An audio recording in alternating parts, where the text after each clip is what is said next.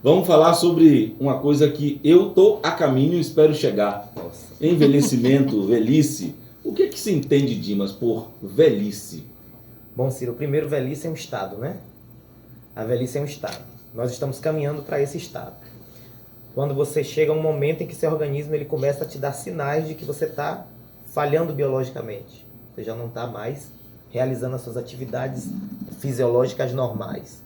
Existem dois tipos de envelhecimento que é importante a gente falar quando se fala de velhice, que é a senilidade e a senescência. A senescência é o processo de envelhecimento natural, né? Normal, biologicamente normal, você envelhece com saúde. E a senilidade é o processo de envelhecimento acompanhado de doenças, principalmente aquelas doenças crônicas, como a diabetes, a hipertensão, os problemas cardiovasculares, a dislipidemia, que são problemas que vão afetar as pessoas e vão trazer um processo de envelhecimento mais complicado. Então pode ser que você esteja velho, não necessariamente relacionado à idade. Não, porque existe a velhice cronológica e existe a velhice biológica. A gente conhece pessoas que têm 80 anos cronologicamente, mas biologicamente o organismo dele é o organismo de uma pessoa de 50 anos. Ou vice-versa. Tem gente de 30 que já parece 80, Exatamente. Minha coluna já está ficando com a idade de 80 anos. Então, assim, há uma diferença, né? A gente tem que ver essa discrepância que existe entre idades. Então, existem vários tipos de velhice. A velhice biológica, a velhice, além das outras que a gente conhece, a velhice psicológica, a velhice social, né? Mas a velhice, ela é um estado. E o envelhecimento é um processo. Existe uma resistência de muita gente em assumir a idade, assumir que envelheceu. Inclusive, depois da nossa entrevista, conversando com algumas pessoas, olha, tem o gerontologista, é importante começar a acompanhar para se entender. A pessoa deu um pulo daqui lá. Eu não estou velha, não, eu estou jovem. Tudo que ele falou lá eu já sei desde que eu tinha 18 anos de idade. É difícil. Por que as pessoas têm essa resistência disso? Olha, vamos fazer uma análise de forma social, né? As pessoas elas costumam enquadrar a pessoa velha como aquela pessoa que já está inativa. Veja você e Manuela. Para a sociedade, principalmente para os adolescentes, vocês já são considerados pessoas idosas, velhas. Meu neto me chamou de velhinha ontem. Olha aí que interessante. Minha filha tinha quantos anos, Manuela? Gabi tinha o quê? Uns 10 anos de idade, né? Acho que foi. Uns 10. E o sobrinho dela... O primo dela tinha uns 3, uns 4, uns 5 anos. A gente tomando café da manhã. E aí ela falando, ele tinha 5 anos, ela tinha 10. Ele olhou para ela e disse assim, você é velha? Ou seja, é uma questão de perspectiva, né? Perspectiva, exato. Então, a sociedade vê o quê? Casou, já está velho. Se aposentou, já está velho. Então, existem coisas que acontecem socialmente que as pessoas olham e dizem, já está velho, já está caminhando para a velhice, né? Quando não acontece. Com relação ao preconceito, a maioria das pessoas enxergam o envelhecimento somente na forma da doença, né? Na forma da incapacidade para realizar suas coisas. Então acaba que até tem gente que se prepara para o envelhecimento, Ciro, psicologicamente falando, vai ao psicólogo, né? Para ter todo aquele trabalho de aceitação, porque não consegue aceitar. Difícil mesmo. E tem os próprios processos do envelhecimento, né? Que a gente vai falar até questão da solidão, né? Do ninho vazio, de toda aquela coisa que a gente vai sofrendo. Falando em ninho vazio, às vezes os filhos, eles têm condições financeiras de dar um conforto para os seus pais e levar seus pais para morar na casa deles. Tem uma casa grande, tem espaço, às vezes até mora sozinho e ele quer cuidar dos pais, né? Retribuir aquilo que o pai fez por eles. Mas os pais não querem de jeito nenhum. Preferem morar em um lugar distante, difícil acesso, difícil locomoção, com infraestrutura terrível, mas recusa o conforto da casa dos filhos. Por que isso? E como é que convence o pai ou a mãe a ir morar com o filho, Dimas? Primeiro a gente tem que entender o motivo que está levando esse idoso até essa reação contrária ao morar com o filho. A maioria deles acredita que indo vão perder a sua autonomia e a sua independência. O meu queria fumar e eu não deixava ele fumar. Pois é, eles já pensam nisso, né? Para eles é uma ameaça, né? Lidar com alguém que vai estar supervisionando eles é uma ameaça. Então eles entendem que vão perder a autonomia e vão perder também a sua independência. Então a primeira coisa que eles pensam é isso. Bom, vou morar com meu filho, ele provavelmente vai ser o meu cuidador, então ele vai começar a colocar freio naquilo que eu faço. Né? No mais buscar entender, talvez a relação com as pessoas da casa com que ele vai conviver não é boa. Então a gente tem que ter um pouco de empatia com relação a isso. O que a gente não pode é forçar o idoso, desde que ele tenha suas capacidades mentais intactas, A gente não pode forçar ele a fazer uma coisa que ele não quer. Exato. Mesmo que seja numa casa confortável, mesmo que seja numa mansão, se ele não quiser... Exato, tem que entrar num consenso forçar com ele, conversar, tentar entender o motivo que ele não quer, o motivo da recusa, que podem ser N's escondidos aí, a gente não sabe. Mas tentar entender, ter um pouco de empatia seria interessante para começar. É difícil, às vezes, o filho entender, viu? É difícil. A gente, às vezes, quer cuidar, quer dar um conforto melhor, quer cuidar mesmo. Quando você... um idoso, você não quer que ele fume, é porque você não quer que ele morra cedo, né? Você já chega de fumar, mas ele não entende. Você não quer que ele saia sozinho, porque você não quer que ele se machuque, mas ele quer sair sozinho, bater perna por aí e sofrer acidente eventualmente. Agora, dentro desse contexto, Dimas, mesmo aquele que mora sozinho, tem aqueles que são teimosos de tudo. Chega a ser rebelde para tomar um medicamento, para usar um determinado tipo de alimento, para comer alguma coisa, para não ficar saindo de casa sozinho, sem orientação, sem acompanhamento. Como é que a gente lida com o idoso rebelde, aquele idoso que não aceita? O meu, mesmo sem condições de me dar um murro, ele me deu um murro. Não vou tremendo com o braço, eu não saí da frente, porque eu sabia que aquele murro não ia machucar. Mas ele veio, eu não vou, e aí bateu no meu rosto, segurei, meu pai. Resistente, vamos, não vou. E, rapaz, se apegou num sofá. Teve uma época, foi difícil tirar ele dali para levar ele para o médico. Como é que eu convenço? Porque eu usei toda a meu argumento e eu não consegui levar ele para o médico. Porque ele disse que não ia e acabou. Como é que eu convenço? Como é que eu converso com o idoso nessa situação? Olha, há casos que são realmente impossíveis. Impossíveis. Imagina você ser um jovem que teve uma vida inteira rebelde, entre aspas, né? Sempre frequentou festa, sempre fez tudo de forma independente, subia no telhado. Fazia suas caminhadas, fazia suas atividades sozinho. Ele vai envelhecer dessa forma. Nada vai mudar, né? Esse idoso, ele vai ser um idoso rebelde também. Então ele vai querer subir no telhado, mesmo tendo 70, 80 anos. Ele vai querer trocar uma telha, ele vai querer limpar o telhado, ele vai querer ir para o quintal, mesmo escorregadio para limpar. Então assim, ele não tem essa noção de que ele tá velho, né? Não tem mais ele condições de não fazer tem condições, mas ele quer fazer. E aí que está o problema. Às vezes a família entra em conflito porque você tenta alertar ele de que aquilo é perigoso, mas ele não quer aceitar. Mas ele já vem de um longo processo fazendo aquelas coisas. Eu não encontro idoso saindo na rua de carro com carteira vencida, tomando medicamento por conta própria. Isso! Entendeu? Sem nenhum tipo assim de controle. Porque ele já veio de um longo tempo assim. Agora, colocar esse idoso nos eixos é que é o problema.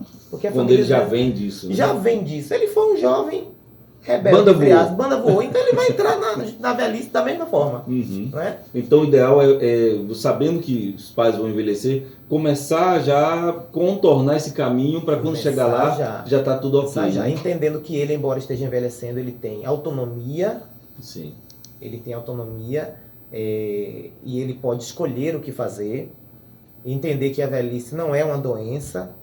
Ele está envelhecendo, mas as suas capacidades mentais ainda estão intactas, então ele pode escolher o que ele quer fazer e entender que mesmo na casa de algum filho, ou mesmo tendo pessoas que vão estar cuidando dele, ele continua sendo uma pessoa que é autônoma e independente. Porque o medo deles, principalmente, é isso. E o que a gerontologia, Ciro, faz é justamente devolver para esse idoso a autonomia e a independência dele. Então, ele tendo isso, que são direitos dele, a gente não pode privar o idoso de ter os seus direitos sociais e na saúde em tudo, né? A gente não pode privar o idoso disso, de suas escolhas. Até para instituições de longa permanência, o idoso ele só pode ir se o médico atestar que ele de fato não tem capacidade de se autocuidar. Mas tem que ser o médico que tem que fazer isso. Agora, às vezes é complicado, Dimas, quando os filhos, a familiar quer cuidar mesmo, sabe que existe um risco inerente a ele, por exemplo, sair sozinho para ir tirar a aposentadoria dele, mora longe, anda com dificuldade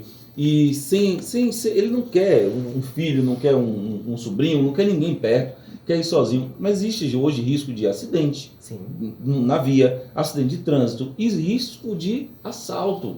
Nós que estamos ainda, vamos dizer, celerepes, né? Ainda conseguimos correr, gritar, a gente já fica com medo de andar em certos lugares. Imagina um idoso que está com dificuldade de locomoção, anda muito devagarzinho, é frágil, sim, precisa se compreender isso, e é presa fácil para criminosos. Exato. E nessa hora ele é teimoso, ele quer ir sozinho e não aceita. Você acha que seria interessante o filho até deixar, mas ir ao longe, observando ele? Sim, Você acha interessante, né? Muito Como interessante. eles faziam com a gente quando era criança, né? Exato. Deixa aí, mas tá ali lá observando. Exato. E se puder criar um pouco de resistência, né? Uma resistência confortável, que não invada a privacidade dele. Não, mesmo assim eu vou com o Senhor. Eu vou também. Ah, você não quer, mas eu vou. Mesmo de longe eu vou. Uhum. Deixa ele sabendo que você vai fazer. Para que ele crie essa, né? Confiança essa também, confiança. Né?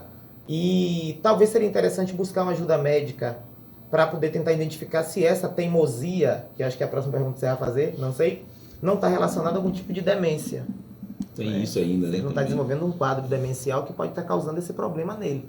Essa resistência Essa extrema. resistência extrema. Não compreender, né, o contexto onde ele está inserido. Exato. E aí reagir dessa forma. Exato. Estou conversando com Dimas Bispo. Dimas Bispo, ele é gerontologista, também é pedagogo e tem licenciatura em biologia, é especialista em saúde mental e gerontologia e membro da Associação Brasileira de Tecnologia em Gerontologia. Dimas, eu vou te confessar, depois daquela entrevista, muita gente me perguntou, eu nem sabia que tinha isso, que tinha gerontologia. O pessoal só pensa no geriatra. Exato. Né? Muita gente diz, tem, até me pediu o seu telefone, eu passei, né? Não sei se nem se me autorizou, mas eu fui lá e passei. Não, você tem aquele telefone lá. Então, olha a importância de um profissional que vai orientar, não só quando tiver idoso, mas durante o processo de envelhecimento. Lembra que na entrevista anterior, o Dimas falou que o momento ideal para você começar a planejar a sua velhice é agora, é hoje. Não é quando, deixa chegar a idade, deixa eu ficar doente, deixa eu ficar inválido, como é o termo utilizado, deixa eu ficar incapaz para então pensar. Não, pensa agora, pensa já, porque lá na frente pode dar problema. E olha uma dica importante que o Dimas falou também.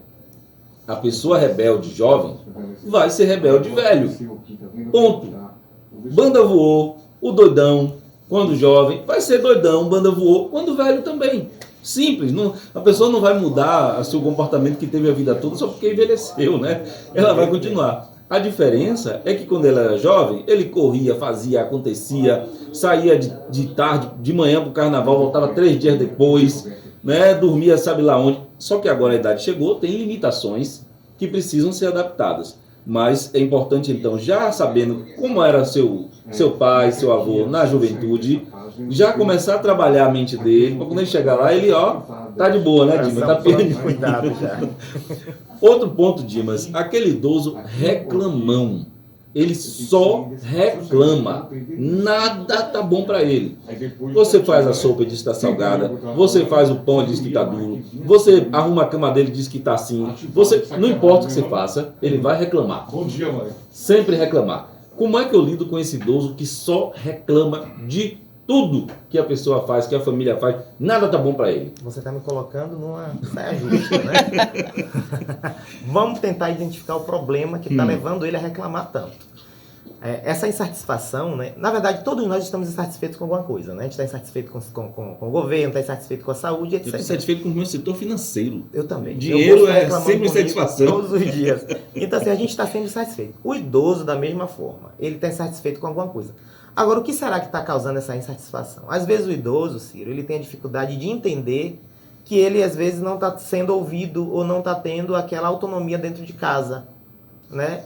Às vezes ele reclama porque ele gostaria de ser inserido no meio familiar. Porque não é porque ele envelheceu que a gente tem que deixar ele de lado. Isso. Ele tem opiniões que são válidas, ele tem conselhos que são válidos, então as pessoas precisam ouvir mais o idoso. Então, às vezes ele é idoso, está dentro de casa, mas as pessoas pensam, não, ele está velho, ele quer ficar sozinho no canto dele. Não. Quer ficar sozinho no ele canto quer dele. Participar, ele né? quer participar da conversa, ele quer dar conselho também, porque ele é um mar de conhecimento. Exato. Então, às vezes, você deixar o idoso de lado dessas questões sociais, né, principalmente essa juventude de hoje, precisa muito ter contato com os idosos para aprender a saber viver. Exatamente. Muitos deles não sabem. Então, às vezes, o idoso reclama porque ele está irritado com alguma coisa. Mas o que está causando essa irritabilidade? Às vezes, um efeito colateral de uma medicação que ele toma. Exato. Às vezes, ele está irritado e está reclamando porque ele não conseguiu dormir direito. Porque o idoso tem pouco sono, né? Então ele tem uma quantidade de sono menor do que a gente. Isso. Às vezes ele acorda várias vezes à noite, às vezes por causa do medicamento que usa para pressão, urina várias vezes na madrugada, então tem um sono curto, então durante o dia fica irritado como a gente. Quando não dorme bem, fica irritado. Fica irritado quando o dinheiro não entra, que as contas estão vencendo e ele está nervoso. Tem dia que eu olho para minha sombra e me irrito com ela. Então assim, o idoso, Manuela, tem isso. Tem. Então a gente tem que tentar buscar entender o problema dessa reclamação toda. E inserir ele no contexto familiar e contexto social, né? Isso aí que você falou é muito importante, principalmente em idosos, né, que têm demência do tipo Alzheimer. Tem que colocar ele, inserir ele no meio social, fazer ele se sentir útil dentro de casa. Você vai fazer uma comida, chama ele para poder ajudar você. Se ainda tem algumas funções cognitivas, né, preservadas, chama ele para poder participar. Olha, minha mãe, corta esse tempero aqui enquanto eu vou fazer outra coisa. Ou então machuca esse tempero, coloca esse sal aqui, vamos... Então, fazer o idoso se sentir participativo. Né? Ativo, gente, ele continua sendo gente, ele é humano, ele está ali, ele existe. Eu fui professor de informática em Boipeba uns anos atrás, e tinha uma coisa bem interessante que aconteceu na sala de aula lá. Eu tinha 2 alunos, tinha uma turma que eram 2 pessoas, só. Uma garota de que, Manuela? Uns 8 anos de idade, e um idoso de quase 90. Os 2, ao mesmo tempo, aprendendo a usar um computador, usar informática. E aí você diz assim, a garota não vai ter paciência. Pelo contrário, era meu braço direito, ela sentava com ele, pegava na mão dele e mostrava ele como é que mexe no mouse, onde é que clica. Ele com a limitação da questão da idade, que nunca usou computador na vida, limitação visual também, ou seja, a tela dele tinha um contraste maior. E ele conseguiu aprender, fazer tudo, fazia planilha de Excel, fazia texto no Word, conseguiu aprender que ele queria saber como era navegar na internet, o que é isso? Legal. E ele ficava assim, ó, você via aquela alegria. Ele era o primeiro a chegar, eram 3 horas de aula, e ele chegava lá, quando faltava meia hora, ele já estava na porta com o caderninho dele. Disse, tudo bem, pode você entrar? Pode sim. Ele já ia usando logo. Então, isso mostra que o idoso, ele pode aprender as novas tecnologias, sim. E dentro de casa, às vezes, a família não ensina, né, Dimas? Um sobrinho, um filho, um neto não tem paciência. Quer que o idoso aprenda a usar TikTok da noite pro dia, não é assim que funciona, né? Exatamente, tem que ter um pouco de paciência. É o famoso se colocar no lugar, ter empatia. Né? O idoso ele vai aprender no tempo dele, mas ele vai aprender. Ele tem um pouco mais de lentidão para aprender as coisas, mas ele aprende. Eu quero aproveitar esse momento para te falar uma curiosidade. Né? As pessoas acreditam que o idoso, porque está idoso, ele é gagá. Mas eu vou te dizer uma curiosidade. Não é normal o idoso ser gagá. Você diz, nossa, não é normal? Não é normal. Um estudo feito com alguns idosos demonstrou que 92% dos idosos que foram submetidos a esse estudo chegaram aos 90 anos com todas as suas funções cognitivas normais. Que beleza. Mas ele está esquecendo das coisas quando vai no mercado, ele está gagá. Não. Eu esqueço. Eu também. Eu esqueci minha esposa, Dimas. Manuela, eu esqueceu. Esqueci ela, foi pra academia, eu fui pra casa, que eu chego em casa, olho, Manuela, cadê minha esposa? Onde é que tá? Aí quando eu olhei, rapaz, eu deixei na academia, voltei pra pegar. Eu esqueci a minha esposa. Pois, então não é normal o idoso ser gagá. Então às vezes a forma como você fala, como você transmite o pedido, a informação para ele, vai refletir muito na resposta que ele vai te dar. Por exemplo, Manuela é uma idosa que tem no supermercado fazer alguma coisa. E você grita da cozinha, Manu, traga uma margarina ou uma manteiga. Manuela vai ao mercado, mas ela não traz a manteiga. Manu tá gagá porque esqueceu a manteiga? Não, talvez ele não esteja com a sua acuidade auditiva boa. Por isso ele não ouviu o que você falou em um tom que não deu para ele ouvir. O interessante é você sempre olhar para o idoso, falar para ele olhando dentro dos olhos dele e balbuciando para que ele veja o que você está falando, para facilitar o entendimento. Dica importante. Pois. As pessoas às vezes falam as coisas e quer que a pessoa entenda do nada. A gente não está entendendo que está mais novo. Pois. Então aí, converse, quando for pedir alguma coisa para uma pessoa idosa na sua casa, que você acha que ele está gagá, que você acha que ele está esquecendo das coisas, olhe para ele e fale com ele. E isso é uma coisa importante, Dimas, porque hoje olhar para as pessoas é uma coisa muito difícil, você já reparou? Está todo mundo com a cara enfiada no celular, para onde você passa. É difícil, às vezes, dentro de casa, as pessoas olharem. Eu tenho dito à minha esposa que, às vezes, eu estou evitando sair para certos lugares, e até mesmo dentro da família, de ir conversar, ir na casa de um ou de outro, porque você chega na casa de uma pessoa e está todo mundo no celular, ninguém conversa mais, está todo mundo enfiado, seja idoso, seja jovem, aí eu fico ali, digo, eu vou embora. Porque eu vou ficar fazendo o que aqui? Ou então eu pego o celular também e enfio minha cara ali dentro. Tá chato.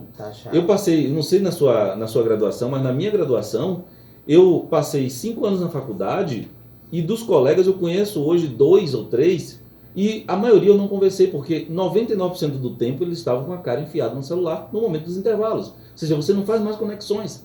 E dentro de casa é a mesma coisa, o idoso que se sente isolado dentro de casa. Dentro de casa. E até essa pessoa, né, que faz uso excessivo do celular, ele acaba adotando o celular como a sua família.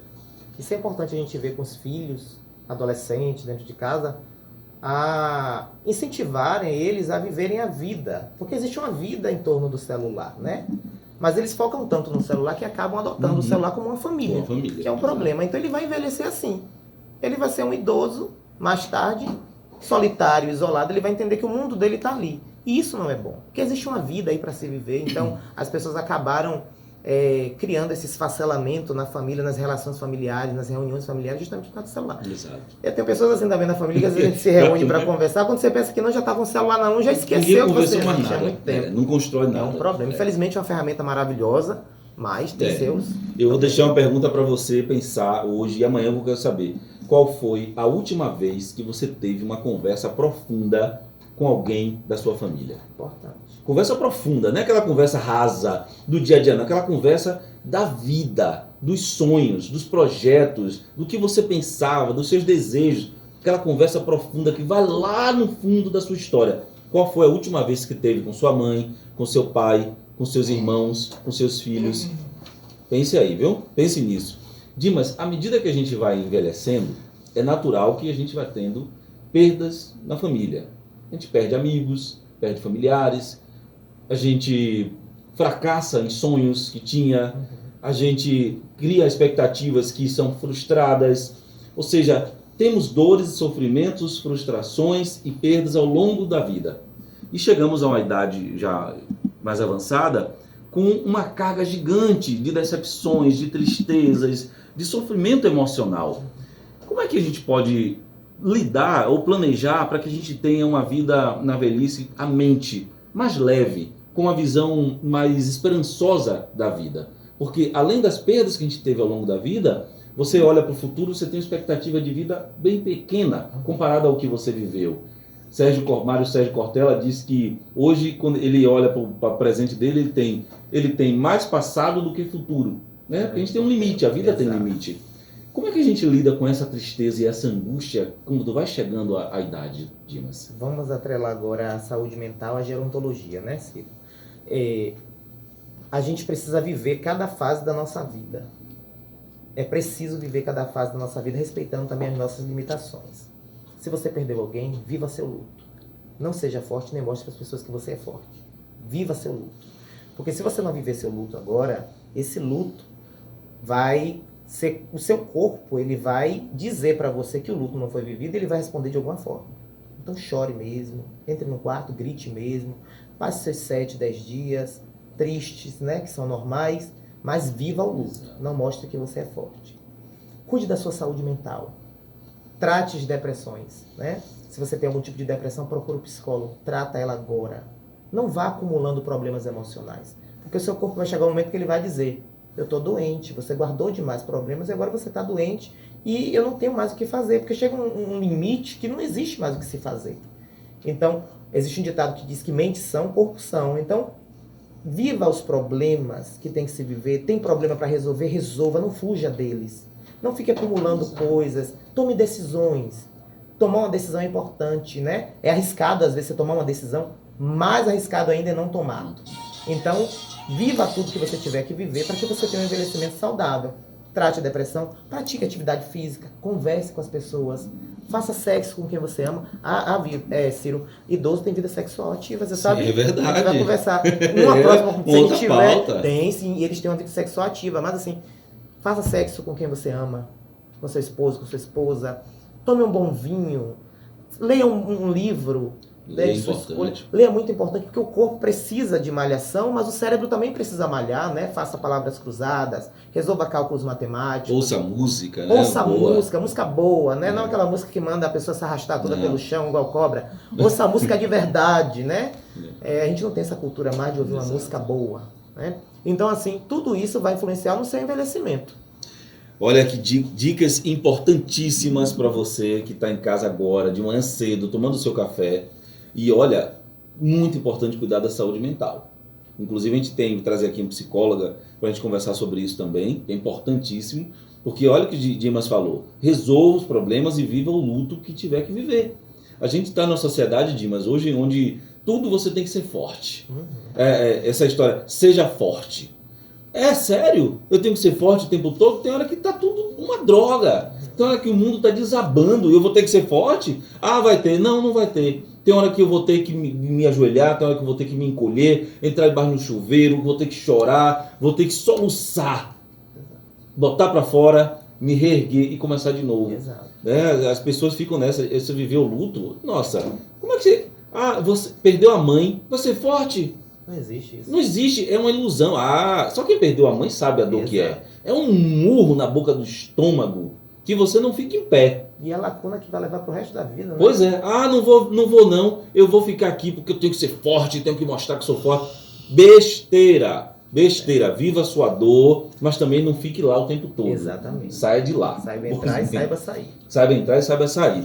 Dimas, está quase terminando aqui o nosso bate-papo. Você conseguiu, Elias, colocar aquele negócio lá? Conseguiu, né? Já a gente coloca então. Beleza, Mas eu tenho uma última pergunta para o Dimas. O Dimas está conversando aqui para você que está em casa. Importantíssimo esses assuntos. Porque todos nós vamos envelhecer e queremos, né? Porque a outra opção é morrer jovem. Só morre velho quem não morre jovem. Então, eu prefiro morrer bem velhinho. Eu digo, minha esposa, minha filha que já não me atura mais, eu digo, você se vire, porque eu vou viver mais de 100 anos. Até lá, você vai ter que me suportar. Isso aí, me aguente. E ela que não cuide de mim não, que ela vai ver. Pois bem. Antes de você, tem uma pessoa que botou aqui no Instagram. Tem o quê? Leia aí. Ciro, minha mãe, depois que casei, se distanciou de mim. Eu acredito que às vezes é um ciúme. Já tentei conversar com ela, mas não adianta. É isso mesmo? Tem ciúme? Existe. É o filho, né? É filho. Se for filho único, então, né? Então ela entende que o casamento pode afastar ela daquela atenção que ela tinha. É muito comum, né? É a síndrome do ninho vazio. Síndrome do ninho vazio. É assunto para outra pauta aí, viu? Essa questão de ciúmes, essa questão de distanciamento, a sogra, né? Sim, é por isso que eu já estou internalizando agora. Internalize. 7 horas e 52 minutos. 7h52, eu, graças a Deus, eu dei uma sorte danada com a esposa e com a sogra. A minha sogra é quase minha mãe. É maravilhosa. Bacana, né? Nunca tive problema. Agora, às vezes, você tem que fazer ouvido de mercador. Né? No início, ela falava umas coisas aí, ó. Vai fazer de conta que não era comigo. Nunca discuti. Eu tenho 22 anos casado com a mesma esposa. Nunca bati boca com a minha sogra. Porque eu tenho que entender qual é o meu espaço e qual é o meu lugar também. Exato, não vou ficar batendo de frente com a mãe da pessoa que eu amo. Então, às vezes, mesmo que eu não concorde, é verdade, ó. Você casa com a esposa, mas a sogra vem de presente. Exatamente. Então, minha sogra não existe ex-sogra, né? Não existe ex-sogra. Nem no direito não existe ex-sogra. A sogra é para sempre. Existe ex-mulher, mas não existe ex-sogra. Mas eu sou um cara muito feliz com sogra e com esposa. Enfim. Mas, e idoso solitário, Dimas? A nossa última pergunta de hoje. Como é que a gente lida para cuidar dessa solidão, para que ela não seja tão dolorosa? Eu falo... Nós, eu, futuro idoso, pai de uma filha só. A tendência é que eu seja solitário lá no fundo, porque se a minha filha já não aparece em casa agora, né, tá sempre ocupada, essa é a reclamação de todos os pais.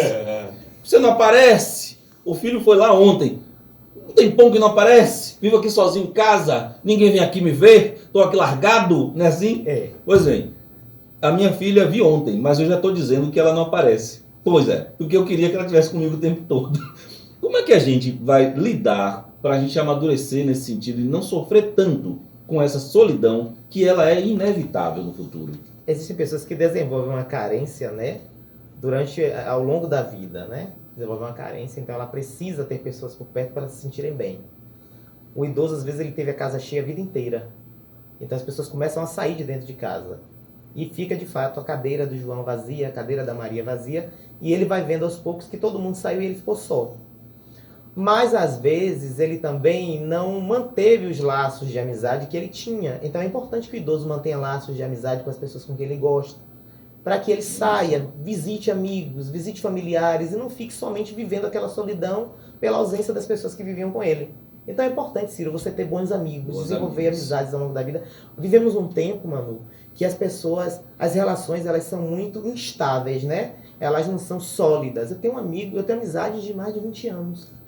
que eu fiz amigos verdadeiros, mas são poucos. Isso é bom, são poucos. Mas eu tenho, vocês têm, sabe? Então você tem que desenvolver amizades saudáveis, que vão ser seus amigos o resto da vida. Porque são esses amigos que vão te dar suporte nesse momento. Porque quando o casamento acaba, quem é que sobra? Os amigos. Os amigos. Né? Quando o filho vai embora, quem é que sobra para fazer aquele movimento dentro de casa para tomar uma cervejinha, para tomar um vinho, comer alguma coisa? Os amigos. Então os amigos eles têm que estar sempre presentes, né? E aquele familiar que você gosta, tenha sempre em mente essa coisa do convidar o idoso para visitar alguém, convide ele para ir na sua casa, já que você casou e ele está só em casa, sempre convide ele para passar um fim de semana, fazer um jantar. Olha, meu pai e minha mãe fez um jantar, hoje eu quero jantar com uma senhora, eu, meu esposo e minha esposa queremos jantar com você. Insere ele. Eu faço isso sempre. Pois é, para ele entender que ele não está somente espacialmente falando, né? Mas emocionalmente falando, ele está bem. Tem pessoas que amam, que querem ele por perto. Que maravilha, Dimas, eu sou seu fã, velho. Eu também sou seu. Sou seu fã. Dimas fala muito bem, tem conhecimento do que está falando. 7h55 agora. E o Dimas, ele bate um papo e orienta você, não só que é idoso ou que convive com idoso, e para você que é jovem, que será idoso, para se organizar desde já, para o futuro não ter problema. Dimas, muito obrigado mais uma vez por ter vindo. Adorei novamente conversar com você. Eu quero que você deixe o seu telefone para as pessoas entrarem em contato com você para tirar dúvida e também para contratá-lo, né? Obviamente, para orientação para o idoso ou um familiar. Então vamos lá. É o Dimas Bispo, consultoria em gerontologia, né? Eu presto consultoria, Ciro, para famílias que tem algum idoso que precisa de atendimento, de avaliação, de acompanhamento. E o número para você falar comigo é o 759-8310-6921, é o meu pessoal. Mas tem o WhatsApp profissional também, que é o 98885-9190. Só repetindo, 98885-9190. Maravilha. Você consegue falar comigo. Obrigado, Dimas. Eu que bom dia para você. Ótimo dia para vocês também. Conversei com o Dimas Bispo. Ele conversou hoje com a gente. Ele é pedagogo, tem licenciatura em biologia, é especialista em saúde mental e gerontologia e membro da Associação Brasileira de Tecnologia em Gerontologia. Obrigado, viu, por você ter ouvido.